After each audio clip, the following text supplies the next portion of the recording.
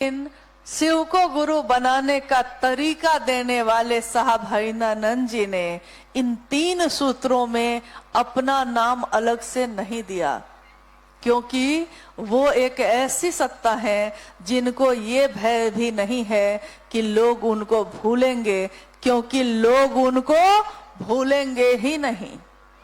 तो जब उनको ये मालूम है तो अलग से नाम क्या देना है। कितनी खूबसूरत एक पंक्ति है कि जब इसी कोलकाता के मैदान में 2013 में हम लोग साहब के साथ आए, क्या खूबसूरत वो वक्त, वो समय रहा। क्या सुंदर महादेव की बात हम लोगों ने इसी मैदान में सुनी और हम लोग लौट गए। जो दौर, जो वक्त हम में से बहुत लोगों ने सशरीर उनका दर्शन करके उनकी बातों को उनके मुख से सुनकर बिताया है, वो दौर अब नहीं आएगा, क्योंकि दौर तो अब आगे बढ़ चुका है, समय आगे बढ़ चुका है। पल प्रतिपल ये सृष्टि बदल रही है, पल प्रतिपल ये क्षण, ये समय, ये काल बदल रहा है। जो अभी बीत रहा है फिर वो नहीं आएगा। सुंदर लोग आएंगे और सुंदर बात करेंगे, आपसे भी अच्छे लोग आएंगे सुनने वाले, आपसे भी अच्छे लोग आएंगे बोलने वाले, आपसे भी सुंदर शिव के लिए झुकने वाले लोग आएंगे। दौर बढ़ता रहेगा, लेकिन जो बीत गया है वो दौर तो अब नहीं आएगा। जो दे दिया है उन्होंने, उससे ज्यादा अब कोई देने वाला भी नहीं आएगा। लेकिन कोई अगर शिव का शिष्य है और उसने शिव को अपना गुरु बनाया है, तो वो जानता है कि उसके लिए साहब और दीदी की अहमियत क्या है। जो बीत गया है वो अब दौड़ ना आएगा, ये जानते हैं हम। जो बीत गया है वो अब दौर ना आएगा। इस दिल में सिवा तेरे कोई और ना आएगा। घर फूक दिया हमने, अब राख उठानी है। जिंदगी और कुछ भी नहीं, तेरी मेरी कहानी है। जिंदगी ये शिव शिष्यता की और कुछ भी नहीं है। इसमें एक शिव शिष्य साहब हरिनानंद जी, माँ की छाया, आंचल की छाया लेकर खड़ी माँ नीलमानंद जी, और वो जिसके पास लेकर जा रही हैं हम सबको। जो रास्ता है, जो मंजिल है, भगवान शिव स्वयं, वही अब हमारे जीवन में है। हमारे जीने का कारण भी वही है, हमारे कुछ भी करने का कारण भी वही है। और ये अब ना हो सकेगा कि इस दिल में अब कोई और आएगा, क्योंकि ये दिल भरा है उन्हीं से, उनके प्रेम से। न उनसे ज्यादा प्रेम देने वाला कोई आएगा, न उनसे ज्यादा परवाह करने वाला आएगा। क्योंकि ऐसी परवाह कौन करता है कि अगर गुरु भाई गुरु बहन मिलने आए हैं और उन्होंने अपनी चप्पल बाहर खोली है, बारिश का समय है, बारिश होने लगी है, साहब शिव चर्चा कर रहे हैं और बीच में रुक कर वो कहते हैं कि क्या तुम लोगों के चप्पल बाहर है, बारिश में भीग रही है। लोग कहते हैं कि हाँ बाहर है। वो कहते हैं कि जाकर उठा लो, खराब हो जाएगी, फिर कैसे खरीदोगे। कभी कहते कि आए हो, भारा है कि नहीं है। कभी कहते कि भोजन किया है कि नहीं किया है। अपने सामने परोसे हुए भोजन की थाली को भी गुरु भाई गुरु बहन की तरफ बढ़ा दिया है। साहब और माँ नीलमानंद अपने एक छोटे से लौकिक घर में जी रहे हैं। 3 संतान हैं उनकी, 5 व्यक्तियों का एक लौकिक छोटा सा परिवार। लेकिन उस परिवार में इतनी जगह है, इतनी जगह है उस घर में कि छोटे से उस घर में जितने गुरु भाई गुरु बहन आते हैं सब समाते जा रहे हैं एक छोटे से घर में। माँ नीलमानंद जी ने एक विशाल परिवार की स्थापना की है और उस परिवार में सबके लिए जगह है, ये सबका घर है। और याद रखिएगा कि अपना एक ही घर होता है, बाकी तो मकान हम लोग के होते हैं जो हम बनाते चले जाते हैं, लेकिन इसमें पहचानना पड़ता है। वक्त और आगे बढ़ेगा, वक्त और गुजरेगा। एक छोटी सी घटना जो अभी मुझको याद आ रही है, साहब के साथ हम लोग 2020 में तारापीठ गए। पहले हम लोग रांची से दुमका गए। दुमका में रात ठहरने के बाद सुबह साहब ने कहा चलो माँ तारा का दर्शन करवाता हूं। जब हम लोग तारापीठ पहुंचने वाले थे, उससे थोड़ा पहले ही एक गांव आया। तब तक मुझको ये नहीं पता था कि माँ तारा के साधक बाबा वामा खेपके के वंशज उसी गांव में रहते हैं, आए हैं, और उसी गांव में उनका घर भी हुआ करता था प्राचीन समय में जब ये हुआ था। लेकिन जब हम लोग की गाड़ी वहां पहुंची तो साहब ने कहा, वो हंसने लगे और उन्होंने कहा कि एक मजे की बात अभी देखोगी, देखना अभी जब हम लोग इस गांव से गुजरेंगे तो क्या होगा। हम लोग की गाड़ी उस गांव से सामने से गुजरने लगी। हर कुछ देर के कुछ दूरी पे कुछ लोग खड़े थे और कह रहे थे कि आइए आइए, ये है बाबा वामा खेपा का असली घर, ये है। फिर थोड़ी गाड़ी आगे बढ़ती है तो फिर कुछ लोग खड़े हैं, वो भी यही कह रहे हैं कि देखिए ये है घर, ये है असली घर, आइए इसका दर्शन कीजिए। तो साहब ने कहा कि देखे, और हंसने लगे। हम लोगों ने पूछा उनसे कि ऐसा क्यों कर रहे हैं ये लोग। तो साहब ने कहा कि जब किसी का नाम हो जाता है तो सब यही कहने लगते हैं कि हम ही हैं असली, हम ही हैं असली, हम ही हैं असली। कोई कहता है ये वाला पे आओ, कोई कहता है ये वाले पे आओ, लेकिन घर तो कोई एक ही रहा होगा।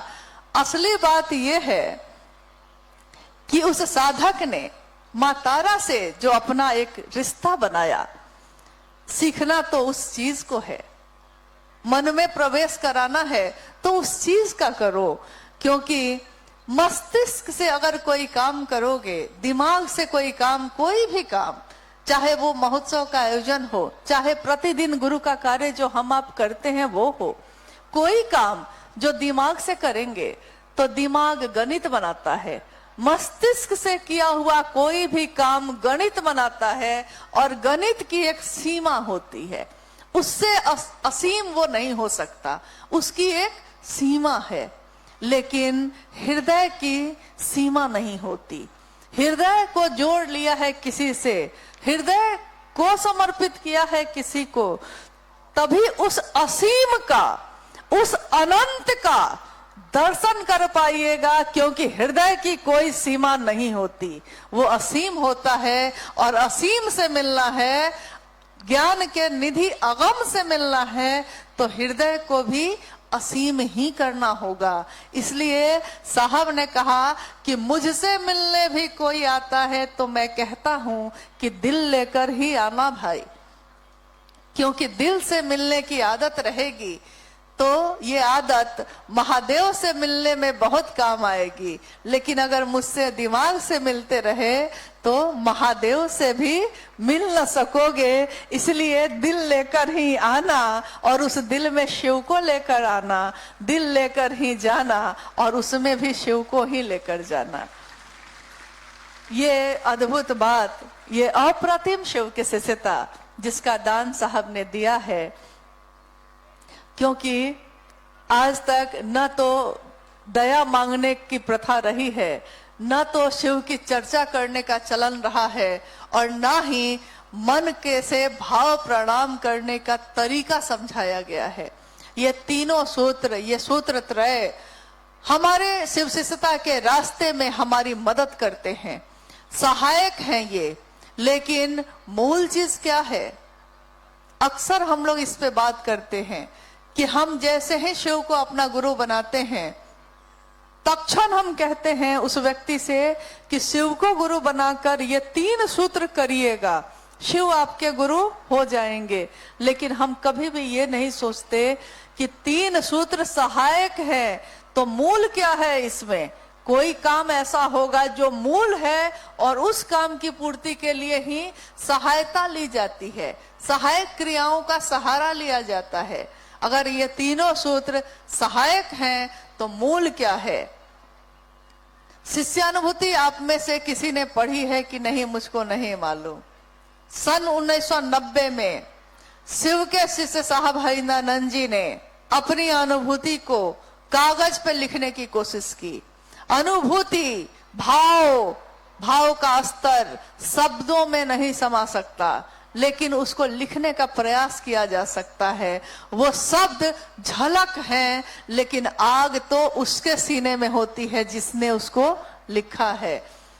तो उस शिष्यानुभूति को साहब श्री ने 1990 में लिखा और प्रारंभिक समय के गुरु भाई और गुरु बहनों ने अच्छी तरह उसका अध्ययन किया, मन से किया। अध्ययन मतलब सिर्फ पढ़ के नहीं किया, मन से किया। और जब इक्के दुक्के 200-400 गुरु भाई गुरु बहन हुए, तब भी प्रतिदिन शिव चर्चाओं में उसकी पंक्तियों को दोहराया जाता था। क्या खूबसूरत पंक्तियां हैं उसकी। हर पंक्ति, हर वाक्य शिष्यता के उच्चतम शिखर को छूता है। शिव भाव के शिखर की तलहटी में ही समस्त संकीर्णताएं तिरोहित हो जाती हैं। शिव विसंगतियों में संगति की स्थापना है। अद्भुत वाक्य। क्या मैं पूछ सकती हूं कि अभी इस मैदान में उपस्थित आप में से कितने लोगों ने साहब की शिष्यानुभूति को पढ़ा है? आप में से किसी ने पढ़ा है इसको? पढ़े हैं, लेकिन संख्या फिर भी कम ही लग रही है। आधे लोग पढ़े हैं, आधे लोग नहीं पढ़े हैं। मेरा अनुरोध है कि उसको पढ़िएगा जरूर। आप चाहिए तो इसकी कोई कीमत नहीं ली जाती है। आप जब भी चाहिए कभी अगर आइए, या यहाँ के गुरु भाई गुरु बहन अगर आते हैं तो ले आ सकते हैं, आपको दे सकते हैं। उस पूरी पुस्तक में एक वाक्य लिखा है ऐसा जिसके बारे में लिखा गया है कि ये अनिवार्य है। एक ही चीज, बाकी शिष्यानुभूति में कंगन पहनना भी अनिवार्य नहीं कहा गया है। तीनों सूत्र भी सहायक प्रक्रिया है, कंगन भी सहायक है, शिव का काम करने में आपकी मदद करता है। क्योंकि आप कंगन जब रुद्राक्ष का पहनते हैं तो कोई देख के पूछता है आपसे, कंगन पहने हैं, रुद्राक्ष पहने हैं, क्या बात है? तो आपको एक मौका मिल जाता है शिव चर्चा करने का, यानी ये भी मदद करता है। तो अनिवार्य कुछ भी नहीं लिखा है। एक पंक्ति लिखी है जिसमें लिखा हुआ है कि ये अनिवार्य है। क्या आप में से कोई ये बता सकते हैं कि वो पंक्ति क्या है?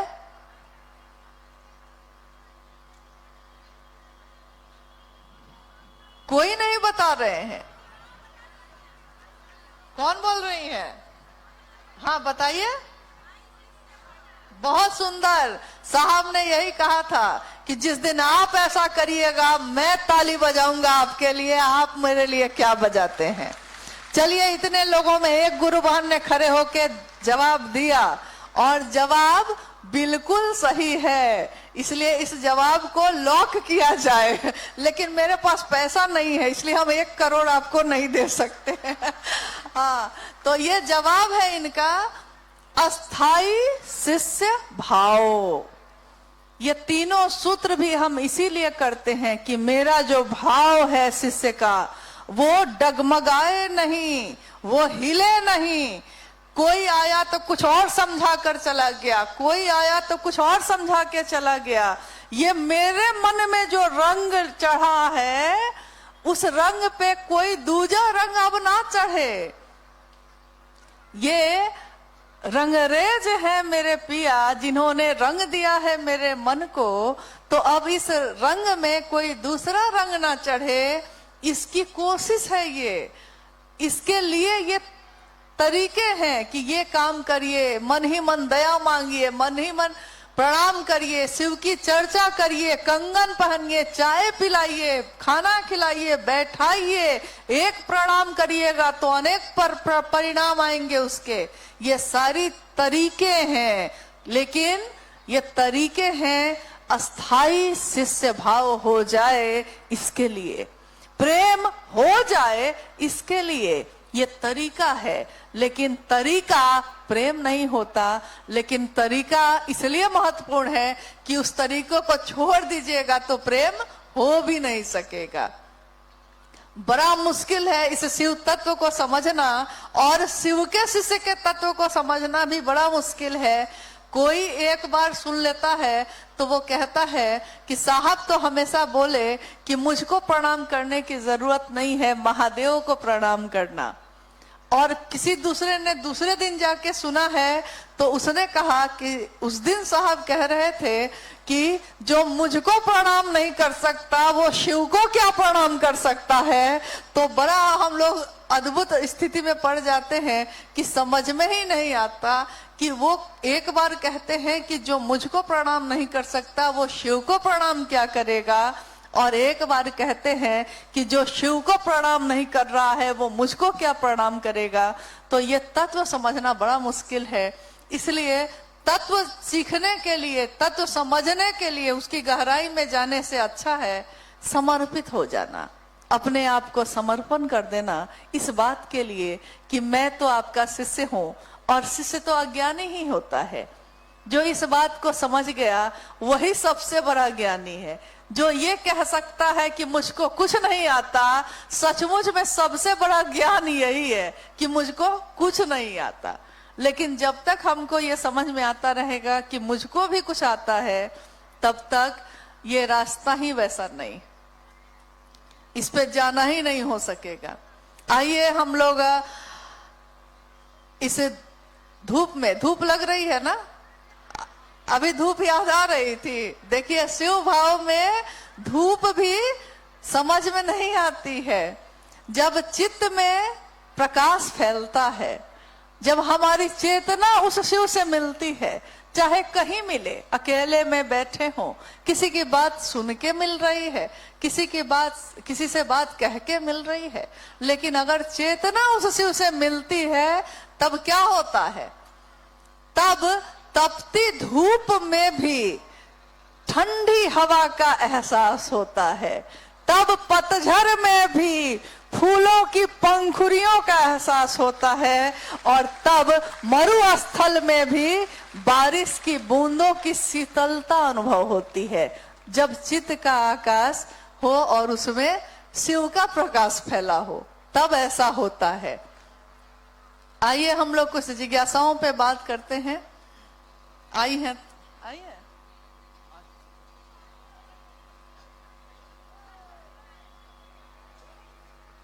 माइक में आवाज दीजिए।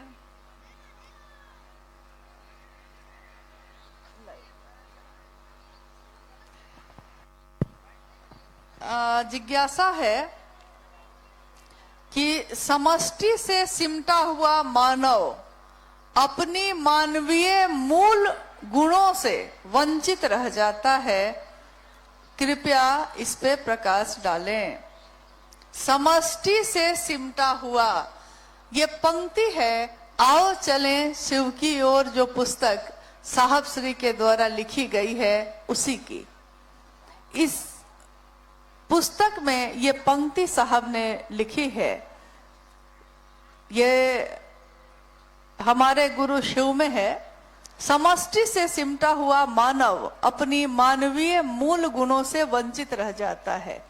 इसको समझने के लिए पहले हम लोग थोड़ा टुकड़े टुकड़े में समझ लेते हैं, क्योंकि एक ही बार पूरा वाक्य जो पढ़िएगा तो लगेगा कि बहुत भारी बात है, जबकि भारी नहीं है। ये समष्टि यानी दुनिया, जगत, व्यष्टि यानी व्यक्ति। जैसे मैं हूं व्यष्टि और अगर ये पूरी दुनिया है तो ये है समष्टि। समष्टि से सिमटा हुआ मानव यानी ऐसा मानव, ऐसा व्यक्ति जो समष्टि से, दुनिया से सिमट गया है, दुनिया के लोगों के साथ नहीं रहता है, वो अपने आप में सिमट गया है।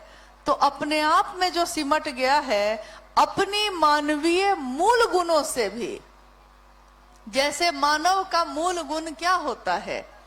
किसी भी इंसान का मूल गुण घृणा नहीं होती, नफरत नहीं होती, ये उसका मूल गुण नहीं है, ये ऊपर से चढ़ाया हुआ गुण है। लेकिन उसका अंतर जो है, अंदर का जो मानवीय गुण है, वो किसी भी मानव का प्रेम है, करुणा है, सहानुभूति है। दूसरे के आंखों में आंसू देखकर उसकी आंखों में भी आंसू छलक जाते हैं। अगर वो इंसान है, शरीर में इंसान होते हुए भी कोई पशु हो सकता है, लेकिन अगर शरीर भी इंसान का है और चेतना भी इंसान की है उसकी, तो उसका मानवीय गुण यही होगा कि उसमें प्रेम भी है, उसमें सहानुभूति भी है, करुणा भी है। लेकिन जो दुनिया से, समष्टि से सिमट जाता है, जैसा आपने देखा होगा, जब हम लोग छोटे थे तो मेरा उस समय जो घर था वो मुजफ्फरपुर एक जगह है बिहार में। हालांकि नाम तो सुना होगा आपने मुजफ्फरपुर का। किस बारे में सुना होगा? क्या? अच्छा, देख लीजिए, शिव गुरु महोत्सव हो रहा है, तो स्वाभाविक है कि अगर कोई बात आएगी, लेकिन उस बात का जिक्र इसीलिए होगा क्योंकि उसमें कहीं ना कहीं शिव शिष्टता की बात होगी। लेकिन अभी मुजफ्फरपुर का नाम लिए तो आप लोग को लीची याद आया। बताइए, ये बहुत गलत बात है।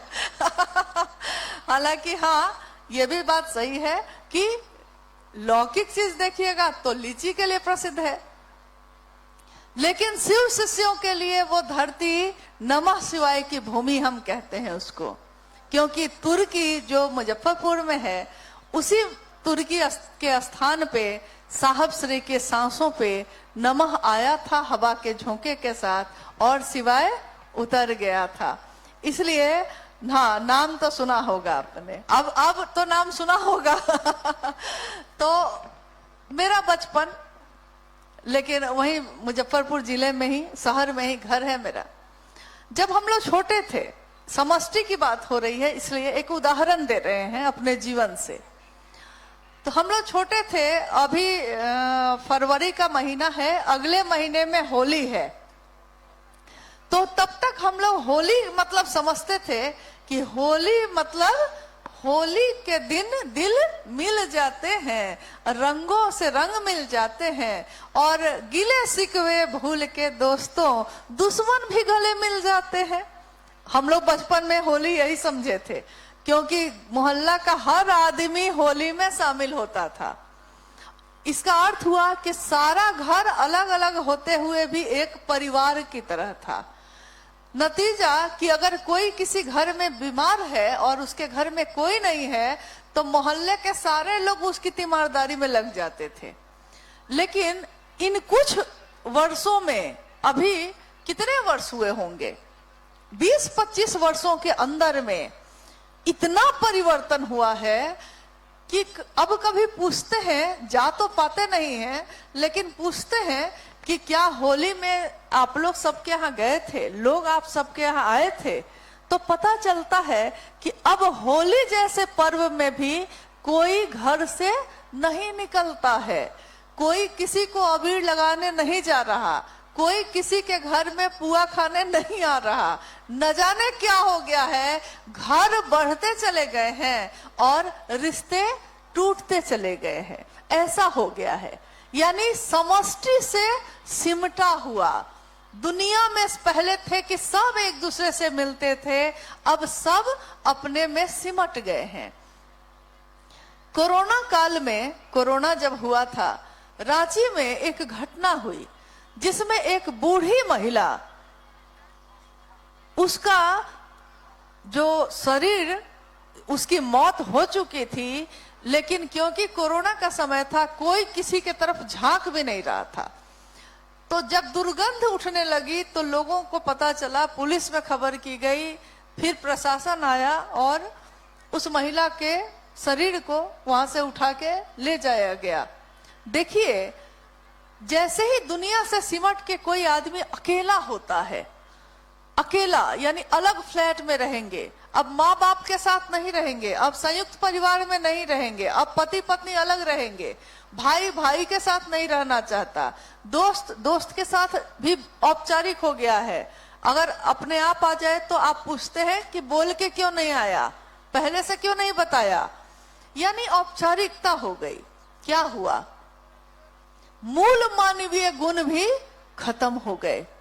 मौत हो गई किसी की आपके बगल के फ्लैट में और आपको पता भी नहीं चला, क्योंकि आपने कभी 10 साल से आप वहां हैं, लेकिन आपने कभी पता ही नहीं किया कि आपके बगल में कौन रहता है। न उसको आपसे वास्ता, न आपको उससे वास्ता।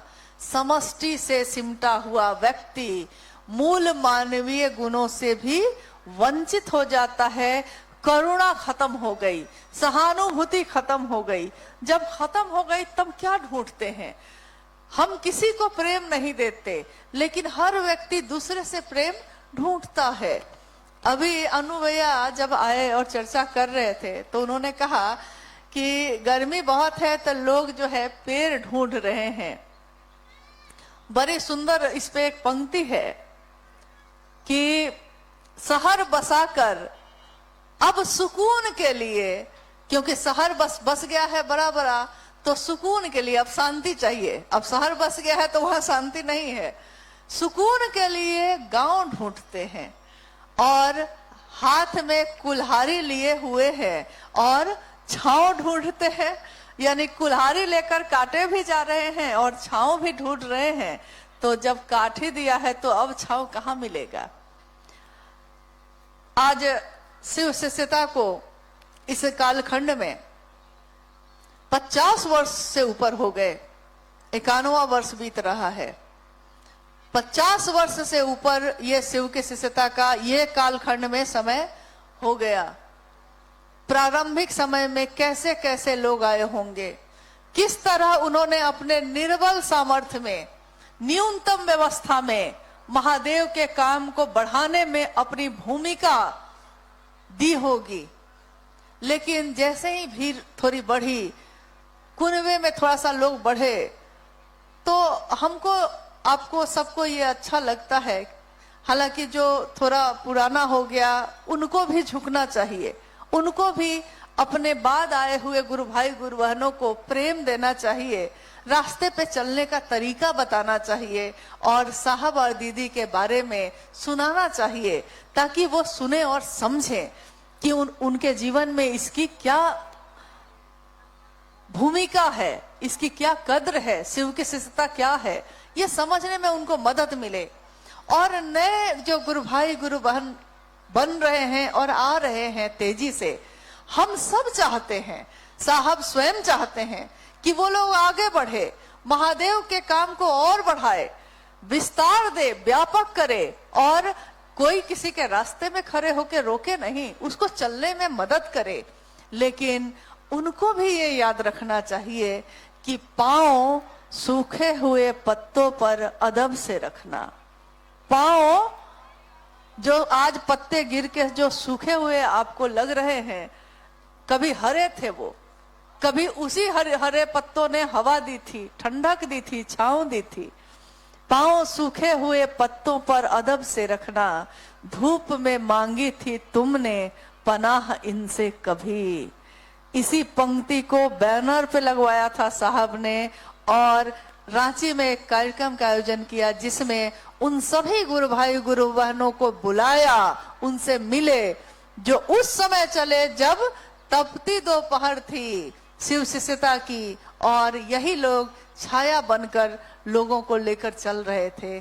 आज उनके शरीर शिथिल हो गए हैं, लेकिन हम उनकी भूमिका को नजरअंदाज नहीं कर सकते। हम सभी शिव के शिष्यों को उन सभी सूखे पत्तों पर अपने पांव को अदब से रखना चाहिए, क्योंकि उस समय जब साहब दीदी के साथ हम और आप न थे, उन लोगों ने ही इस महादेव के काम को बढ़ाने में मदद की थी। हम उनको कम से कम प्रणाम तो कर सकते हैं, हम कम से कम उनके प्रति कृतज्ञ तो हो सकते हैं। आइए कुछ जिज्ञासाओं पे हम बात कर लें।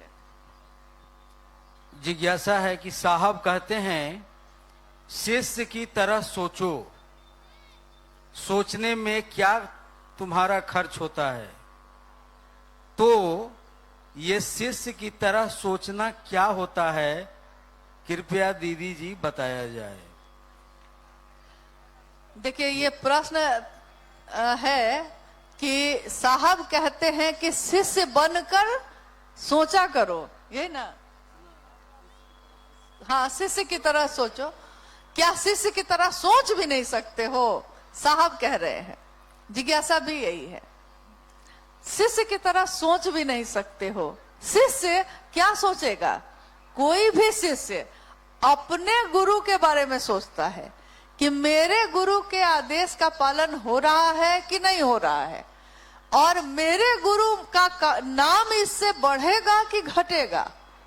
कोई शिष्य होगा तो वो यही सोचेगा, क्या मेरे इस काम से, मेरे इस कृत्य से महादेव का नाम होगा तो हम उस काम को करेंगे, और अगर मेरे इस काम से महादेव का नाम बदनाम होगा तो कदापि न करेंगे, न करने देंगे। ये भी बात है। जो शिष्य होगा वो अपने गुरु का झंडा बुलंद रखता है, और गुरु का झंडा बुलंद रहेगा हमेशा। शिष्य आते रहेंगे, जाते रहेंगे, शरीर में आते रहेंगे, जाते रहेंगे, लेकिन महादेव का झंडा तो बुलंद ही रहेगा। आपने देखा होगा, जब देश पे अगर आक्रमण हो जाए और देश के सारे लोग हथियार लेकर सीमा पे पहुंच जाते हैं, किस लिए? कि मेरे देश की रक्षा हो सके, हम इस देश में सुरक्षित रह सके। सवाल अगर देश की रक्षा का आता है तो पहली पंक्ति के लोगों को अगर वो धराशायी हो जाते हैं, वो गिरने लगते हैं, और पीछे की पंक्ति में जो लोग खड़े हैं वो दौड़कर उस देश के झंडे को पकड़ लेते हैं, गिरने नहीं देते। शरीर गिरता चला जाता है लेकिन झंडा नहीं गिरता। महादेव का झंडा साहब और दीदी ने थाम रखा है, लेकिन हम ऐसा काम करें कि हमारे कृत्य से वो झंडा बुलंद हो, गिरे नहीं। कभी गिरेगा तो नहीं, लेकिन कम से कम मेरे कृत्य से ऐसा ना हो। इसलिए शिष्य बनकर सोचना होगा, तो आपको हर उस बात पे सोचना होगा जो महादेव के काम के परिधि में आती है। क्या मेरे ये करने से अच्छा होगा या बुरा होगा? बहुत ऐसे लोग हैं जो हर जगह के कार्यक्रम में आपको दिखेंगे, लेकिन ये प्रश्न ये है कि समय है बहुत कम और काम है बहुत ज्यादा बाकी। बहुत काम अभी बाकी है। पूरे बंगाल में ही अगर आप सोच लीजिए तो आपको अभी जैसे 5-6 जिले के गुरु भाई गुरु बहन यहाँ जरूर होंगे। मुझको लगता है कि सेंट्रल कोलकाता, दक्षिण 24 परगना, उत्तरी 24 परगना, हावड़ा, हुगली, आपका मेदिनीपुर, वर्धमान, ये सारे आसपास के जिले के लोग जरूर यहाँ उपस्थित होंगे। लेकिन आप अपने घर में चारों तरफ देखिए, क्या आपके घर के चारों तरफ शिव शिष्यता व्यापक हो रही है? क्या घर घर जाकर बात करने का तरीका हमने कम कर दिया है? अगर ये किया है तो इसको फिर से ठीक करने की जरूरत है, क्योंकि व्यक्ति का व्यक्ति से बात करना जरूरी है।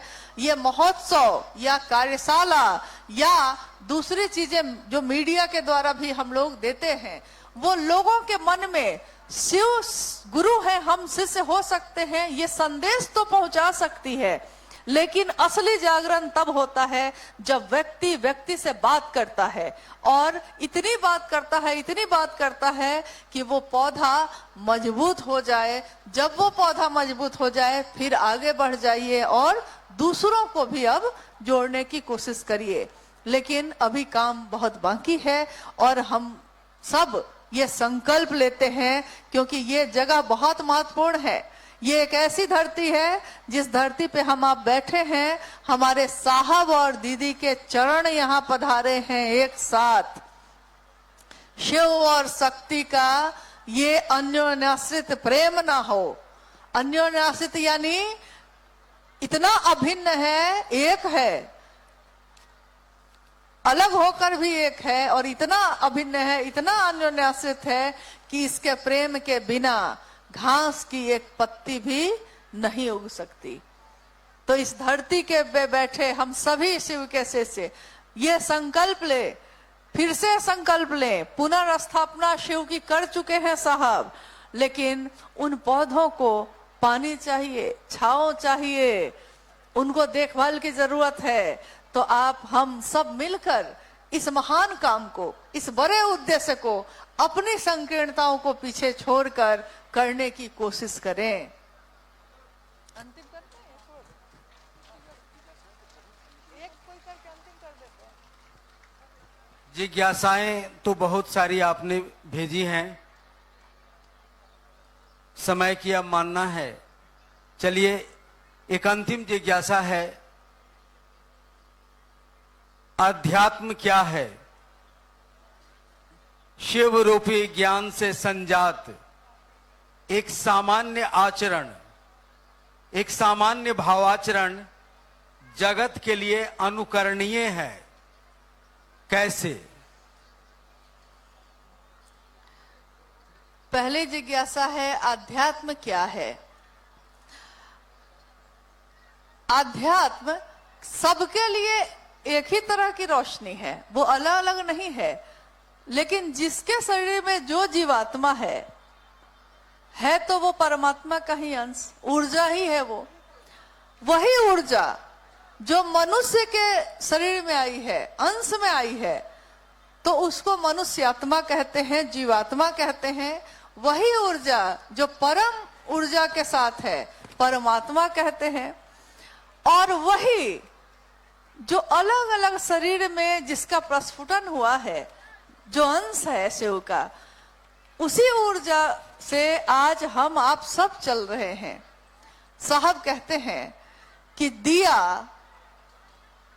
दिया यानी जिसमें आप दीप जलाते हैं, वो दिया चाहे सोने का हो, चाहे चांदी का हो, चाहे मिट्टी का हो, या किसी बालू से आपने बना लिया है, गोबर से बना लिया है, दिया चाहे अलग अलग हो सकता है, लेकिन उस दिए की रोशनी, उसमें जो बाती है, उसको जलाने के बाद उसकी रोशनी को देखकर अगर दिए को ढक दिया जाए और सिर्फ आपको रोशनी दिखाई दे, तो आप भी बता नहीं सकिएगा कि ये रोशनी सोने के दिए से जल रही है कि मिट्टी के दिए से जल रही है।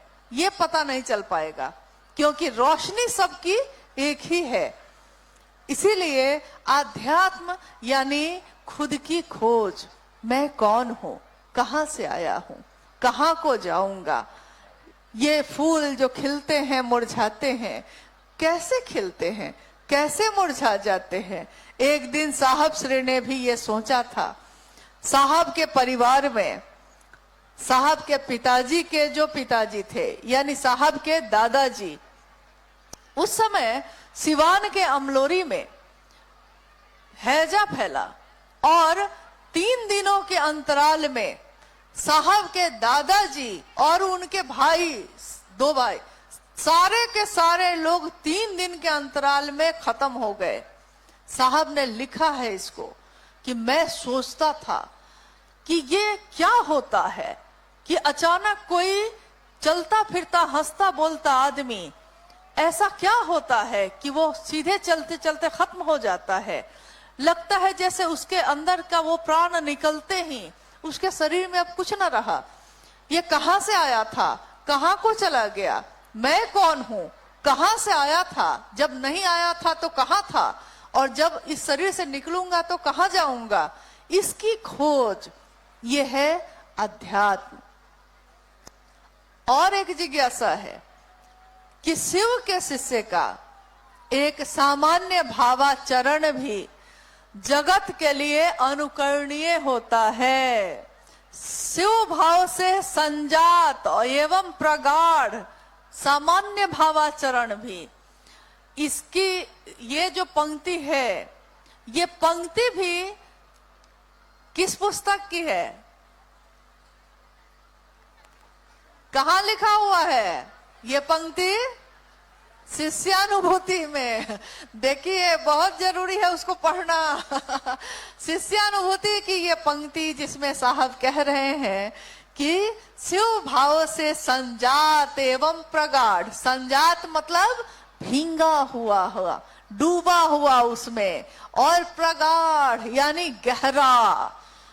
एक सामान्य भावाचरण, एक सामान्य भावाचरण का अर्थ हुआ कि दैनिक काम आप चल रहे हैं, आप बोल रहे हैं, आप बैठा रहे हैं किसी को, आप खिला रहे हैं, आप खा रहे हैं, आप सो रहे हैं, आप जग रहे हैं, आप मिल रहे हैं, आप विदा हो रहे हैं, एक सामान्य भावाचरण। लेकिन ये सामान्य भावाचरण क्या है? इसमें क्या है? इस सामान्य आचरण में भाव है, भावाचरण, यानी ये आचरण भाव के साथ है। तो जिस भी शिव के शिष्य के मन में शिष्य भाव प्रगाढ़ होगा, गहरा होगा, उसका सामान्य भावाचरण भी जगत के लिए अनुकरणीय हो जाता है। यानी उसके चलने का तरीका, उसके प्रणाम करने का तरीका। आप में से कितने लोगों ने देखा होगा, साहब श्री से जब भी आप मिले होंगे तो आप जब तक प्रणाम कर ही रहे होंगे कि आपने देखा होगा कि उनके दोनों हाथ पहले ही जुड़ गए और झुककर वो प्रणाम कर रहे हैं। इतना सुंदर प्रणाम कि देखकर ही मन मोह जाए और लगे कि प्रणाम हो तो ऐसा हो। क्योंकि प्रणाम तो ऐसा भी होता है ना कि कोई आया है, ऐसे घुटना छुआ और प्रणाम कर लिया, कोई आया है उसने ऐसे ऐसे किया और प्रणाम हो गया। लेकिन एक प्रणाम ऐसा भी होता है जिसमें भाव भरे होते हैं और वो झुकता है। वो आप में भी शिव को देख रहे हैं इसलिए झुक रहे हैं, हम में भी शिव को देख रहे हैं इसलिए झुक रहे हैं। तो जो शिव का शिष्य होगा, उसका जो सामान्य भावाचरण होगा, उसको हर चीज में वो शिव ही दिखाई देगा, शिव से अलग कुछ भी नहीं दिखेगा। जब एक लैला के इश्क में मजनू को की हालत ये हो गई कि वो गुजर रहा था और एक मौलवी साहब खुदा की इबादत कर रहे थे। मजनू उनकी चादर जो बिछी हुई थी उस पर गुजर कर चला गया। वो गुस्से में आ गए और उन्होंने मजनू से कहा कि तुमको दिखता नहीं है कि मैं खुदा की इबादत कर रहा था और तुम मेरी चादर पर से चले गए, कुचल के चले गए। बेचारा घबरा गया। प्रेम में डूबा हुआ आदमी, प्रेम में जिससे प्रेम करता है उसमें डूबा होता है, दूसरों को पता चलता नहीं है। तो जब वो उसको रोकते हैं, बोलते हैं तो वो घबरा जाता है। उसको लगता है कि मैंने क्या कर दिया ऐसा। तो मजनू ने कहा कि मैंने तो कुछ भी नहीं किया, मुझको दिखा ही नहीं। उन्होंने कहा कि तुमको दिखा कैसे नहीं? अब मजनू ने उनसे पूछा कि आप मुझको एक बात बताइए, मैं भी आपसे पूछना चाहता हूं। मैं तो मजनू हूं, एक लैला एक लड़की है, उसके इश्क में हूं, उससे प्यार करता हूं, मोहब्बत करता हूं, उसके इश्क में हूं। लेकिन जब से लैला से इश्क हुआ है, मुझको लैला के सिवा अब कुछ भी नहीं दिखता है। इन रास्तों में भी उसी का चेहरा दिखता है, इन पत्तों में भी उसी का चेहरा दिखता है, कोई सामने से आता है उसमें भी उसी का चेहरा दिखता है। मैं करूं क्या? मुझको तो लैला ही लैला दिखती है। लेकिन ए भाई, तुम तो खुदा की इबादत कर रहे थे, तुमको मैं कैसे दिख गया? मैं ये जानना चाहता हूं। अब बताइए, जो महादेव महादेव कर रहा हो लगातार, उसको सारी चीज कैसे दिखाई दे सकती है? लेकिन अगर उसको सब दिखाई दे रहा है, इसका अर्थ है उसने खुद की खोज शुरू ही नहीं की। जो खुद की खोज शुरू करेगा उसको कहाँ फुर्सत है कि वो सबको देखेगा। वो तो अपने महादेव को देखेगा, साहब और दीदी ने जो काम दिया वो करेगा और महादेव महादेव करता हुआ गुजर जाएगा। फुर्सत नहीं है आपके कालीन को देखने की भी नहीं और आपके कीचड़ को देखने की भी नहीं। आज तो हम सब के पांव वैसे ही है। महादेव के काम में चलते चलते साहब और दीदी के पांव कीचड़ से भर गए। माँ ट्रैक्टर पे बैठ के गांव गांव उनके साथ गई। उस समय जब वो डिप्टी कलेक्टर थे, माँ नीलम आनंद जो डिप्टी कलेक्टर की पत्नी और एक राज परिवार की बेटी, लेकिन गांव गांव जाना है और लोगों तक ये संदेश पहुंचाना है कि वो शिव को गुरु बनाए, तो सारी का आंचल उनका कीचड़ से भर जाता था। गुरु भाई कहते कि जा जा माँ, कीचड़ लग गया पूरा। साहब कहते कि वो पंक्ति नहीं सुनी तुमने कि बाढ़ की संभावनाएं सामने हैं और किनारों पर घर बने हैं। बाढ़ की संभावना यानी कभी भी बांध से पानी टूट सकता है, ये सब कुछ खत्म हो सकता है। बाढ़ की संभावनाएं सामने हैं और इसको बचाना है, तो बचाने के लिए तो कीचड़ में उतरना पड़ेगा, काम करना पड़ेगा। तो आज जो है बाढ़ की संभावनाएं सामने हैं और किनारों पर घर बने हैं। आपके कालीन देखेंगे फिर कभी, अभी तो पांव कीचड़ से सने हैं। तो अभी तो ये पांव कीचड़ में चल रहे हैं ताकि गांव गांव घर घर में शिव शिष्यता का दिया जले, शिव शिष्यता की गूंज उठे। एक दिन साहब ने ये सोचा, ये जो दूर मंदिरों से आवाज आती है मधुर घंटियों की, कोई जाता है मंदिर में वो घंटी बजाता है कहने महादेव को कि मैं आया हूं आपके द्वार, उस घंटी से एक मधुर ध्वनि हवाओं में फैल जाती है। साहब कहते हैं कि मंदिरों से आती हुई इस मधुर ध्वनि को मैं शिव का शिष्य हरिंद्रानंद लोगों के जीवन में घोलना चाहता हूं। और याद रखिएगा, जब भी उन्होंने ये कहा है मैं शिव का शिष्य हरिंद्रानंद, तब तब हर व्यक्ति को यह समझना चाहिए कि अब वो किसी के भाई नहीं, किसी के पिता नहीं, किसी के मित्र नहीं, कोई पदाधिकारी नहीं है जो बोल रहे हैं। ये शिव के शिष्य के रूप में, पूरी तरह शिव के शिष्य के रूप में साहब हरिंद्रानंद जी बोल रहे हैं। तो जब भी कहीं लिखा हुआ पढ़िए, जब भी उनकी चर्चाओं को सुनिए, तो रुकिए उस जगह पे जब वो बोल रहे हो कि मैं शिव का शिष्य हरिंद्रानंद। इसका अर्थ है कि वो सीधे शिव उनके माध्यम से हम सबों तक कोई संदेश दे रहे हैं और इसके बीच में कोई नहीं है। साफ उन्होंने कहा है, शिव शिष्यता का बॉस इस धरती पे एक मैं हूं और कोई नहीं हो सकता। ये उन्होंने खुद कहा और ये सच है, ये सच्चाई है कि अगर हम उत्तरदायी होंगे तो सिर्फ उनके लिए जिन्होंने ये रास्ता दिखाया है, जिन्होंने चलना सिखाया है, जिन्होंने उंगलियां थामी हैं और कह रहे हैं कि आओ चले शिव की ओर। क्या कह रहे हैं? केवल कह रहे हैं कि इसमें भाव भी शामिल है। हाँ, तो इस भाव के साथ कि हम सब शिव की ओर चलें, कामना भी यही है। साहब और दीदी के प्रति अगर कृतज्ञ हो कि हम कुछ भी कर सकेंगे तो करना भी यही है।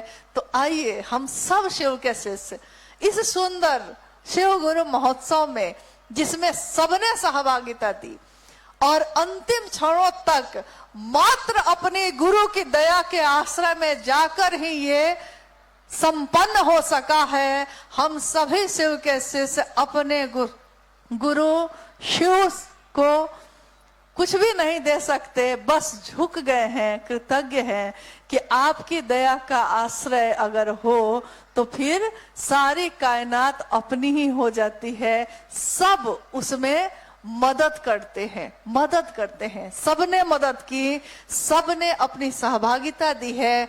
सबको हम सभी शिव शिष्यों के तरफ से धन्यवाद है, आभार है, प्रणाम है।